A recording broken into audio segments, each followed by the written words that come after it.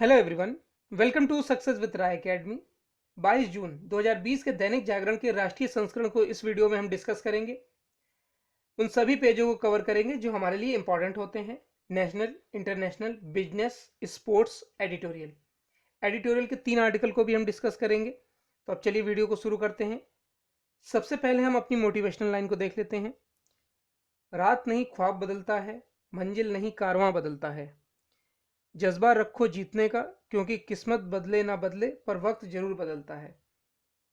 आप अगर ये सोचकर अभी से हिम्मत हार जाएंगे या फिर अपने प्रयास को छोड़ देंगे कि मुझे सफलता नहीं मिल रही है या नहीं मिल सकती है, तो निश्चित तौर पर आपके लिए ये राह बहुत मुश्किल हो जाएगी। और अगर आप जुनून रखेंगे, जज्बा रखेंगे जीतने का, सफलता को पाने का, तो निश्चित तौर पर आपको सफलता मिलेगी। और जैसा भी वक्त चल रहा हो, अच्छा बुरा हो, अगर अच्छा चल रहा है तो वो और अच्छा होगा, और अगर बुरा चल रहा है तो वो अच्छा वक्त बदल जाएगा। तो चलिए अब आज के वीडियो को शुरू करते हैं, यानी आज के न्यूज़पेपर को शुरू करते हैं। पहले है नेशनल न्यूज़। नेशनल न्यूज़ में 3 इंपॉर्टेंट न्यूज़ है हमारे लिए।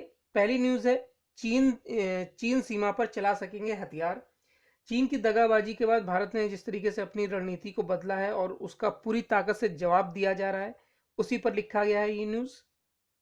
दूसरी है यहाँ पर कोरोना होगा। कोरोना ने बढ़ाई योग की अहमियत। पहली बार कल योग दिवस 21 जून को योग दिवस होता है। पहली बार योग दिवस पर सामूहिक कार्यक्रम नहीं किए गए थे। और तीसरी न्यूज़ है हमारी, 55% से ज़्यादा मरीज हुए स्वस्थ। जिस तरीके से केसेस बहुत बढ़ रहे हैं भारत में कोरोना के, और एक्टिव केसेस बहुत हैं, लेकिन जो स्वस्थ होने की दर है वो 55% है। पहली न्यूज़ से शुरू करते हैं। चीनी सीमा पर चला सकेंगे हथियार। भारत अब एलएसी पर चीन की किसी भी हरकत को बर्दाश्त करने को तैयार नहीं है। सरकार ने तीनों सेनाओं को चीन की हर चालबाजी का मुंहतोड़ जवाब देने के लिए खुली छूट दे दी है। सूत्रों के मुताबिक रविवार को हालात की समीक्षा के लिए रक्षा मंत्री राजनाथ सिंह के साथ chief of defence staff general Bipin Rawat और तीनों सेनाओं की प्रमुखों की बैठक के बाद इस संबंध में कई अहम फैसले लिए गए। इसमें सबसे अहम निर्णय यही है कि फील्ड कमांडरों को असाधारण स्थिति में हथियार के इस्तेमाल पर फैसले की अनुमति दे दी गई है। निश्चित तौर पर भारत के दोनों देशों की सेनाओं के बीच दशकों से बंदूक इस्तेमाल नहीं करने की नीति से जरूरत पड़ने पर हटने का संकेत दे दिया है। 15 जून को गलवान घाटी में भारत और चीन की सेनाओं के बीच हुई हिंसक झड़प के बाद से नई दिल्ली में रक्षा मंत्री की अगुवाई में रोजाना जमीनी हालात की समीक्षा की जा रही है। रविवार को रक्षा मंत्री ने पूर्वी लद्दाख के साथ साथ अरुणाचल प्रदेश, सिक्किम, उत्तराखंड और हिमाचल प्रदेश में वास्तविक नियंत्रण रेखा के सभी संवेदनशील मोर्चों पर हालात की समीक्षा की है। अभी तक क्या प्रावधान थे? भारत चीन के मध्य 1996 के समझौते के अनुच्छेद 6 में कहा गया था कि कोई भी पक्ष एलएसी के 2 किलोमीटर के दायरे में गोली नहीं चलाएगा। इस क्षेत्र में खतरनाक रासायनिक हथियार, बंदूक, विस्फोटक की अनुमति भी नहीं है और सीमा पर तैनात सैनिकों की संख्या भी निर्धारित है। सैन्य अभ्यास के लिए भी अधिकतम 15,000 की संख्या तय की गई है। साथ ही अभ्यास में मुख्य दल की दिशा दूसरे पक्ष की ओर नहीं होगी। बिना अग्रिम सूचना व पूरी विस्तृत जानकारी के एलएसी के 10 किलोमीटर के भीतर एयरफोर्स की उड़ानों को भी अनुमति नहीं दी गई है। 2013 के बॉर्डर डिफेंस कॉपरेशन एग्रीमेंट के अनुसार यदि दोनों पक्षों के सैनिक आमने सामने आते हैं तो बल प्रयोग और गोलेबारी या सशस्त्र संघर्ष नहीं करेंगे। और संधियां नहीं रोकेंगी राह, जैसे जो संधि हुई थी गलवान घाटी में चीनी सैनिकों की दगाबाजी के कारण हुई हिंसक झड़प के बाद, जिस तरह से सैनिकों को असाधारण स्थिति में हथियार के इस्तेमाल की अनुमति दी गई है, उससे स्पष्ट है कि भारत अब जरूरत पड़ने पर रणनीति बदलने को तैयार है। विभिन्न मोर्चों पर हैं भारतीय सेनाएं। इस हेडिंग में क्या है देख लेते हैं। विभिन्न राजनीतिक मोर्चों पर हजारों अतिरिक्त सैनिकों की तैनाती कर दी गई है। भारतीय वायुसेना के लड़ाकू विमान भी सभी अग्रिम मोर्चे पर वॉर अलर्ट में मोड में हैं। लेह व श्रीनगर एयरफोर्स अड्डे पर प्रमुख लड़ाकू विमानों सुखोई, जगुआर, मिराज 2000 व अपाचे हेलीकॉप्टर की तैनाती की गई है। हथियारों से सुसज्जित लड़ाकू विमानों ने एयर पेट्रोलिंग भी शुरू कर दी है। नेक्स्ट न्यूज़ है, कोरोना ने बढ़ाई योग की अहमियत। ये बोला है प्रधानमंत्री नरेंद्र मोदी ने। कोरोना संक्रमण के इस काल में अंतर्राष्ट्रीय योग दिवस पर घर से योग के माध्यम से पूरी दुनिया एकजुट दिखी। छठे योग दिवस पर किसी सामूहिक कार्यक्रम का आयोजन तो नहीं किया गया, लेकिन दुनिया के लोगों को योग करते हुए डिजिटल माध्यम से एक दूसरे को जोड़ा गया।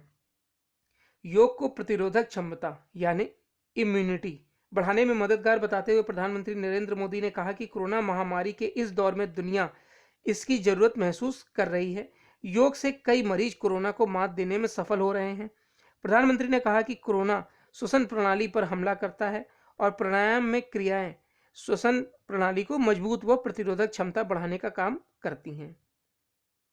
तो इसमें आप याद रखिएगा, इस वर्ष जो योग दिवस मनाया गया है वो छठा योग दिवस है। अब नेक्स्ट न्यूज पर आते हैं। नेक्स्ट न्यूज है, 55% से ज्यादा स्वस्थ हुए मरीज।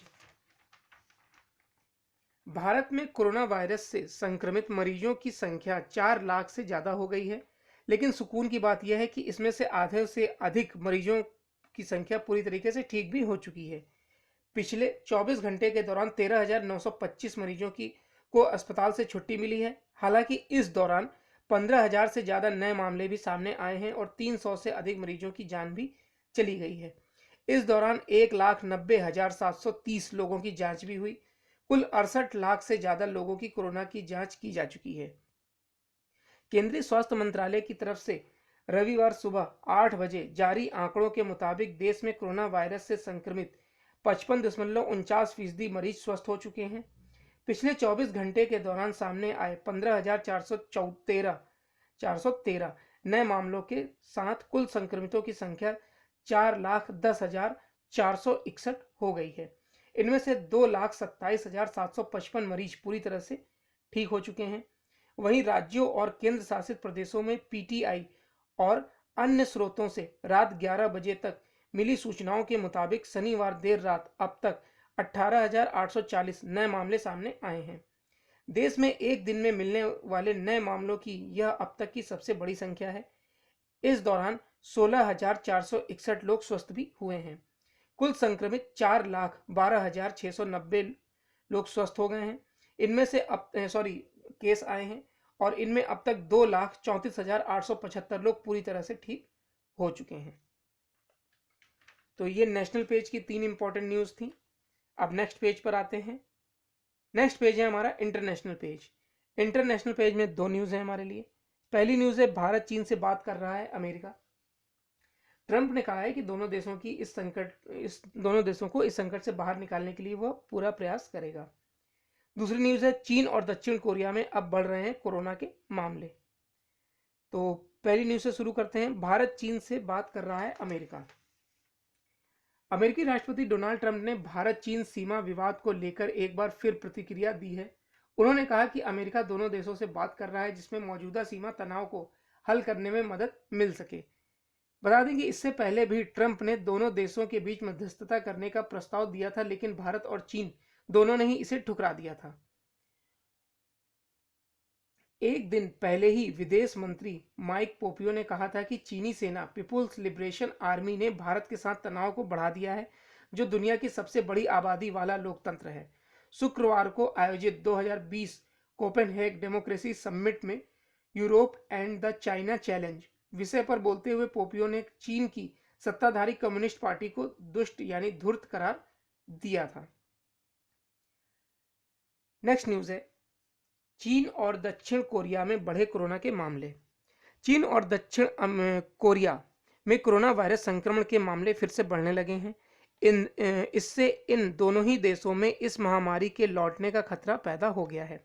रविवार को चीन में 32 और दक्षिण कोरिया में 48 नए मामले सामने आए हैं। चीन के राष्ट्रीय स्वास्थ्य आयोग ने कहा है कि देश के भीतर ही लोगों में विषाणु का प्रसार हुआ है। 22 मामले बीजिंग में और 3 हुबेई प्रांत में सामने आए हैं। दक्षिण कोरिया के अधिकारियों ने बताया कि 48 में से आधे से अधिक मामले राजधानी सियोल में मिले हैं, वहीं 10 मामले दाजेन शहर में मिले हैं। कोरोना महामारी से ब्राजील में पिछले 24 घंटे में 1022 लोगों की जान चली गई और देश में अब तक 50,000 लोग कोरोना के कारण जान गंवा चुके हैं। ब्राजील से ज़्यादा मौतें केवल अमेरिका में हुई हैं। तो ये इंटरनेशनल पेज की 2 न्यूज़ थी। अब नेक्स्ट पेज पर आते हैं। नेक्स्ट पेज है बिजनेस पेज। बिजनेस पेज में हमारे लिए 3 इंपॉर्टेंट न्यूज़ हैं। पहली न्यूज़ है आत्मनिर्भर भारत के लिए कारोबारी सुगमता में सुधार की दरकार। दूसरी न्यूज़ है 8 कंपनियों का पूंजीकरण करीब 1.25 लाख करोड़ रुपए बढ़ा। और तीसरी न्यूज़ है विकसित भूमि को प्लाट की तरह बेचने पर अब लगेगा जीएसटी। पहली न्यूज़ से शुरू करते हैं। आत्मनिर्भर भारत के लिए कारोबारी सुगमता की दरकार। उद्योग जगत के संगठन कॉन्फेडरेशन ऑफ इंडियन इंडस्ट्री ने आत्मनिर्भर भारत का लक्ष्य जल्द हासिल करने के लिए इज ऑफ डूइंग बिजनेस यानी कारोबारी सुगमता में और सुधार की जरूरत बताई है। संगठन ने इस सुधार के लिए कुछ सुझाव भी दिए हैं। सीआईआई का कहना है कि एमएसएमई सेक्टर को एक विशेष मदद की जरूरत है। इसके अलावा इस सेक्टर को शुरुआती 3 साल तक के लिए मंजूरी और निरीक्षण जैसे नियमों में छूट देनी होगी। सीआईआई की ओर से जारी रिपोर्ट में कहा गया है कि अच्छे ट्रैक रिकॉर्ड वाले एमएसएमई के लिए स्व प्रमाणन का विकल्प चुना जा सकता है। इसके अलावा सिंगल विंडो सिस्टम का प्रभावी क्रियान्वयन भूमि अधिग्रहण और पंजीयन के नियमों को आसान बनाने पर भी ध्यान दिए जाने की जरूरत है। सीआईआई ने श्रम कानूनों में सुधार की जरूरत भी बताई है। संगठन ने सुझाव दिया है कि एमएसएमई को किसान से सीधे जमीन खरीदने की अनुमति मिलनी चाहिए। वाणिज्यिक अदालतों में चलने वाले गैर जरूरी मुकदमों को भी सेक्टर के विकास में बड़ी बाधा माना जाता है। सीआईआई ने कहा कि अदालती देरी से बचने के लिए डिजिटल माध्यमों को बढ़ावा देना होगा। नेक्स्ट न्यूज है 8 कंपनियों का पूंजीकरण करीब 1.25 लाख करोड़ रुपए बढ़ा। देश की 10 सबसे मूल्यवान कंपनियों में से 8 के बाजारी पूंजीकरण में लगभग पिछले सप्ताह 1,76,489.28 करोड़ रुपए की बढ़ोतरी हुई है। इसमें सबसे बड़ी हिस्सेदारी मुकेश अंबानी नियंत्रित रिलायंस इंडस्ट्री लिमिटेड की रही है, जिसने पिछले सप्ताह कर्ज मुक्त होने जाने की घोषणा की है। कंपनी पर इस वर्ष 31 मार्च के आखिर में 1.61 लाख करोड़ रुपए का कर्ज था, लेकिन पिछले सिर्फ 2 महीनों में उसकी सबसे नई शाखा रिलायंस जियो प्लेटफॉर्म में दुनिया भर के दिग्गज निवेशकों ने 1.20 लाख करोड़ रुपए से अधिक का निवेश किया है। इसके अलावा आरआईएल ने राइट्स इशू के माध्यम से भी 53,000 करोड़ रुपए से अधिक जुटाए हैं। पिछले सप्ताह बीएसई के 30 शेयरों वाले प्रमुख सूचकांक सेंसेक्स में 950.85 अंक यानी 2.81% का उछाल आया था। नेक्स्ट है विकसित भूमि को प्लाट की तरह बेचने पर लगेगा जीएसटी। अगर कोई डेवलपर किसी भूमि पर बिजली, पानी और ड्रेनेज जैसी बुनियादी सुविधा मुहैया कराने के बाद उसे प्लाट के रूप में बेचता है तो उस पर जीएसटी का भुगतान करना होगा। अथॉरिटी फॉर एडवांस रूलिंग ने अपने फैसले में कहा है कि विकसित प्लाट की बिक्री को उसी धारा के अंतर्गत माना जाएगा जिसके तहत किसी खरीदार के हाथों बिक्री के उद्देश्य से किसी कॉम्प्लेक्स के निर्माण को रखा गया है। इस लिहाज से बुनियादी सुविधाएं विकसित कर किसी भूमि को प्लाट के रूप में बेचने के सौदे पर जीएसटी का भुगतान अनिवार्य होगा। एएआर के इस फैसले को पूरे रियल एस्टेट सेक्टर पर खासा नकारात्मक असर दिखेगा। इसकी वजह यह है कि अब तक डेवलपर विकसित भूमि बेचने आए हैं और उस पर इस तरह का कोई टैक्स नहीं लगता था। एक आवेदक ने एएआर की गुजरात खंडपीठ में याचिका दायर कर जानना चाहा था कि अगर वह किसी भूमि के हिस्से की बिक्री कर रहा है और स्थानीय प्रशासन की अनुमति के बाद खरीदार की मांग के मुताबिक बिजली, पानी या ड्रेनेज लाइन की व्यवस्था कर दी गई हो तो क्या उस पर जीएसटी देना होगा। इस पर एएआर का फैसला था कि विकसित प्लांट की बिक्री को खरीदारी के लिए किसी कॉम्प्लेक्स के निर्माण की कैटेगरी में रखा जाएगा। इस लिहाज से उस तरह की गतिविधि को कंस्ट्रक्शन सर्विस में गिना जाएगा और विकसित भूमि की बिक्री पर जीएसटी का भुगतान करना ही होगा। तो ये बिजनेस पेज के 3 न्यूज़ थी बिजनेस पेज की। अब नेक्स्ट पेज पर आते हैं, एडिटोरियल पेज। एडिटोरियल पेज में हर बार की तरह हमारे पास 3 आर्टिकल हैं डिस्कशन के लिए। पहला है संवेदनशील विषयों पर संकुचित राजनीति। कांग्रेस और वाम दल यह समझें कि विदेशी नीति अथवा सामरिक महत्व के विषय चुनावी बयानबाजी जैसे वक्तव्यों से नहीं हल हो सकते हैं। इसी पर लिखा गया है यह आर्टिकल, और यह आर्टिकल लिखा है उत्तर प्रदेश विधानसभा के अध्यक्ष हृदय नारायण दीक्षित द्वारा। दूसरा आर्टिकल है सभी सहेजे हरियाली और पानी। कोरोना महामारी ने फिर से बता दिया है कि अगर हम प्रकृति की रक्षा करें तो वह भी हमारी रक्षा करती है। इसी पर लिखा गया है आर्टिकल, और आर्टिकल लिखा है साहित्यकार क्षमा शर्मा द्वारा।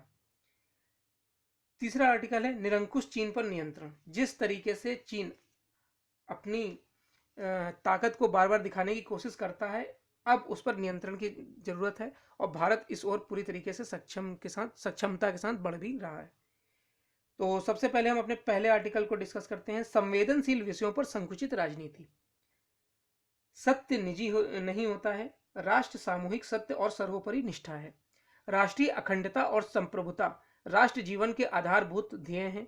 संप्रभुता से जुड़ी चुनौतियों पर राष्ट्र की एकजुटता अनिवार्य होती है।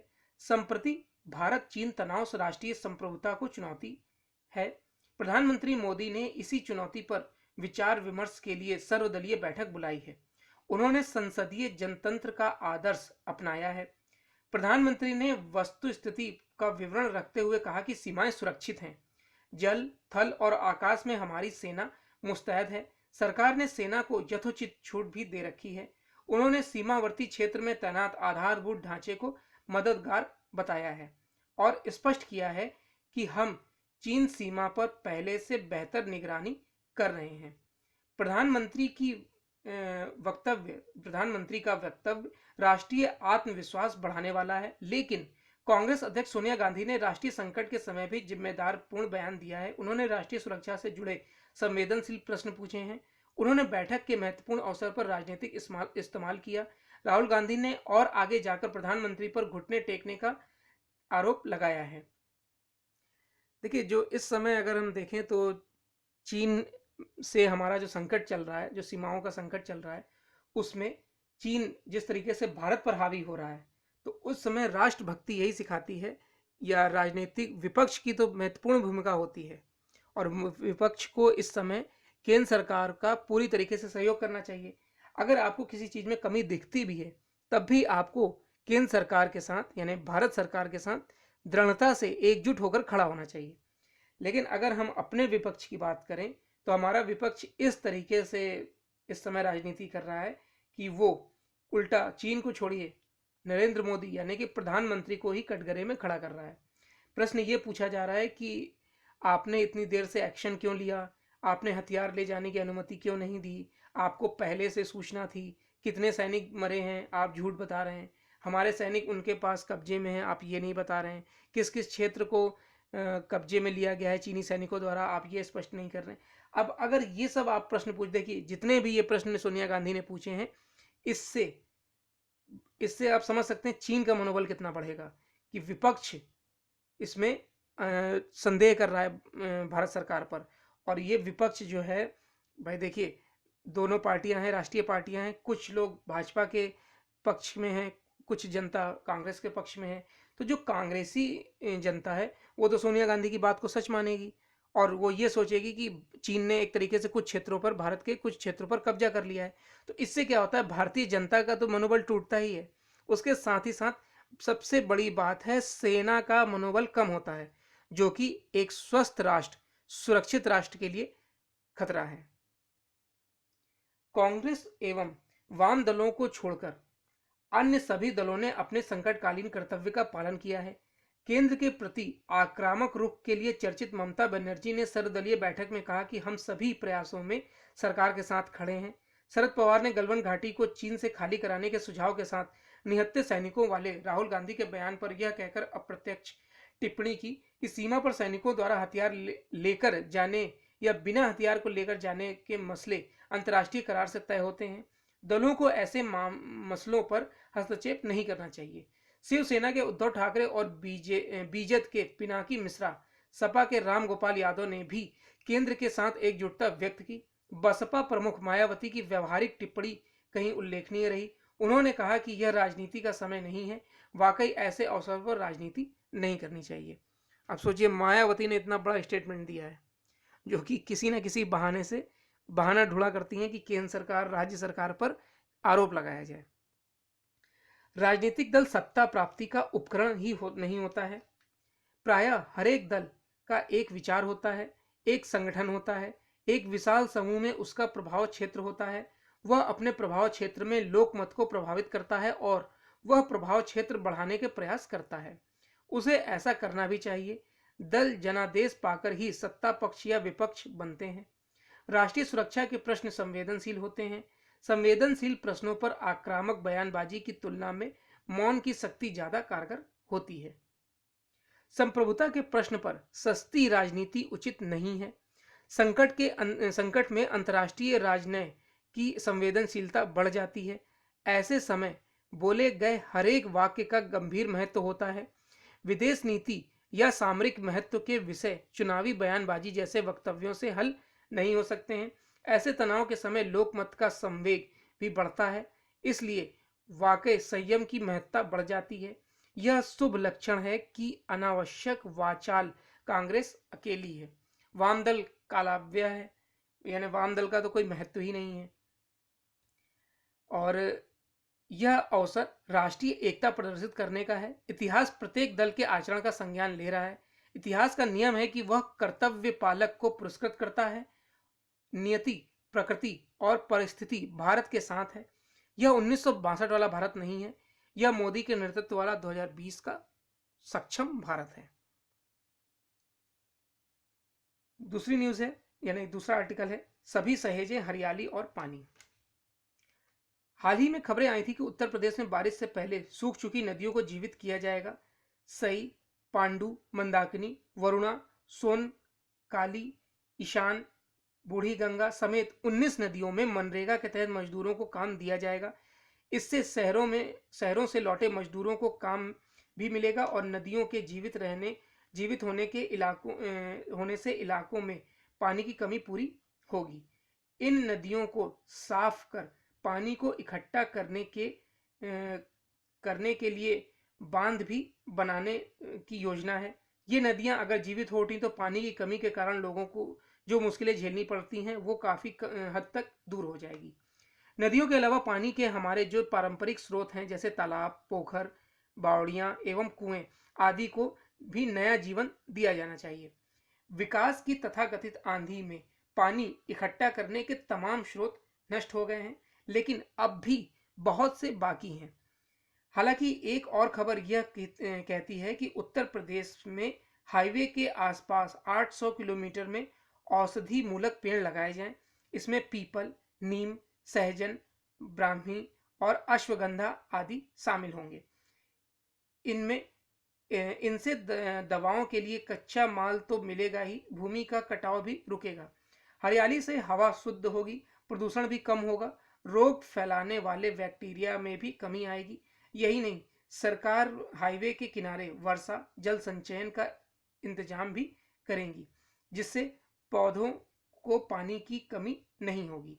इससे पहले मोदी सरकार यह कह चुकी है कि वह देश के औषधि मूलक पेड़ पौधे लगाने को बढ़ावा देगी। इस पर 4000 करोड़ रुपए खर्च किए जाएंगे।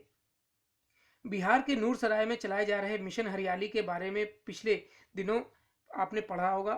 2016 में इसे 33 युवाओं ने शौकिया शुरू किया था और वे अपने आसपास पेड़ लगाने लगे। लोग उनसे तरह तरह के सवाल पूछते रहे, लेकिन वे जुटे रहे। एक बार वे अमरूद के 60 पौधे लेकर एक स्कूल पहुंचे। वहां प्राचार्य को बताया कि वे बच्चों को ये पौधे देना चाहते हैं। 60 बच्चों ने वे पौधे लगाए। अगले दिन 400 बच्चे और मांगने लगे।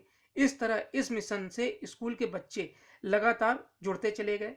अब तक यह संस्था 4,70,000 पौधे लगा चुकी है। इनमें से 90% बढ़ रहे हैं। संस्था का कहना यह है कि बच्चे अपने पौधों की बहुत अच्छी तरह से देखभाल करते हैं और उन्हें रोपने के लिए अमूमन ऐसी जगह तलाश रहे हैं जिन पर बड़ों का ध्यान नहीं जाता है।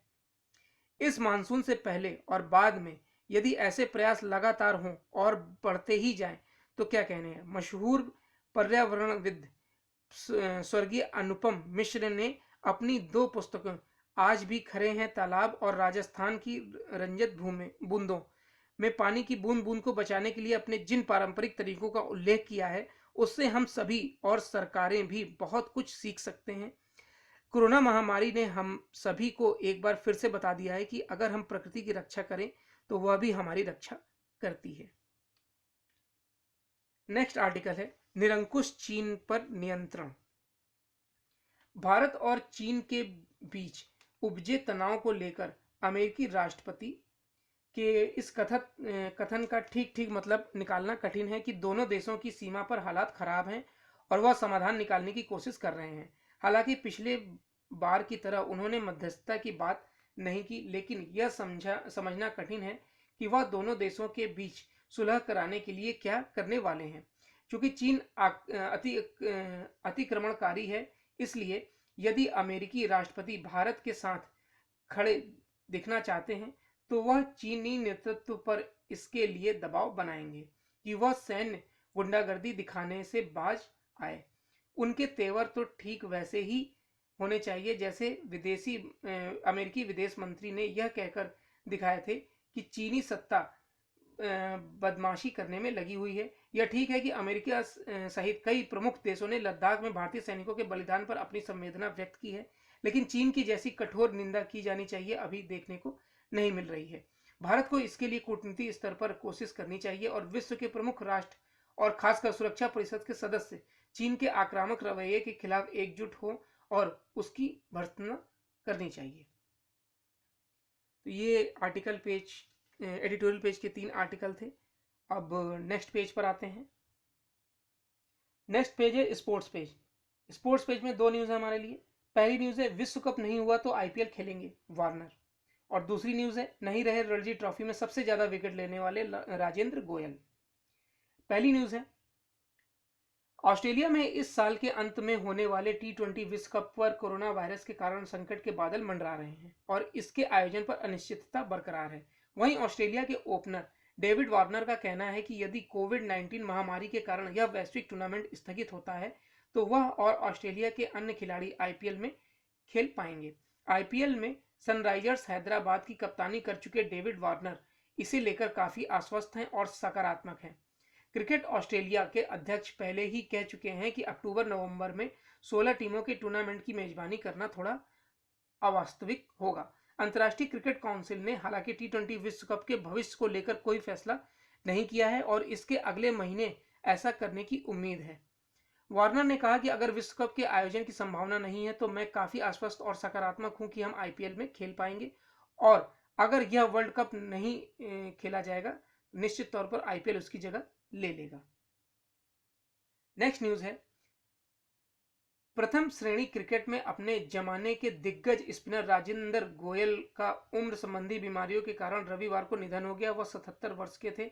उनके परिवार में पत्नी और बेटे नितिन गोयल हैं जो स्वयं प्रथम श्रेणी क्रिकेटर रहे हैं और घरेलू मैचों के मैच रेफरी हैं। बीसीसीआई ने भी दिग्गज स्पिनर को ट्विटर पर श्रद्धांजलि दी है। बाएं हाथ के ये स्पिनर उस दौर में खेला करते थे जब बिशन सिंह बेदी भारतीय टीम का अहम हिस्सा हुआ करते थे। इस वजह से उन्हें कभी भारतीय टीम में जगह नहीं मिली।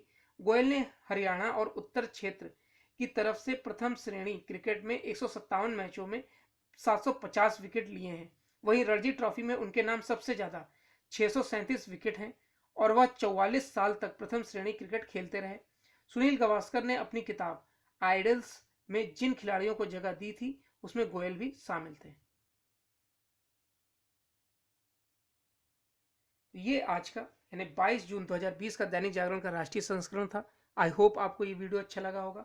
अगर आपको ये वीडियो अच्छा लगा तो लाइक और शेयर कर दीजिएगा। वीडियो देखने के लिए धन्यवाद।